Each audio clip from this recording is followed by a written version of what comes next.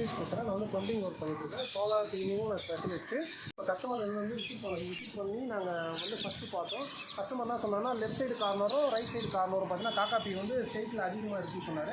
அது வந்து extra point ஒன்று வைக்க சொன்னார். நாங்கள் அந்த மாதிரி ஃபஸ்ட்டு போடும்போது ஒரு பேனலுக்கு ஒன்று வைப்போம். அப்படி வைக்கும்போது பார்த்தீங்கன்னா ரைட் சைடு கார்னரும் லெஃப்ட் சைடு கார்னரும் எக்ஸ்ட்ரா ஒரு எல்போ வச்சோம். மொத்தம் வந்து ஃபஸ்ட்டு வந்து 20 பாயிண்ட்ஸ் வச்சோம். 20 பாயிண்ட்ஸ் வச்சோன்னு வந்து சார் வந்து ஆஃப் ஹெச்பி மோட்டர் தான் ஃபஸ்ட்டு சொன்னார். ஃபஸ்ட்டு நாங்கள் ட்ரை பண்ணி பார்த்தோம்னா அது சரியான எங்களுக்கு ப்ரெஷர் கிடச்சி க்ளீன் ஆகலை.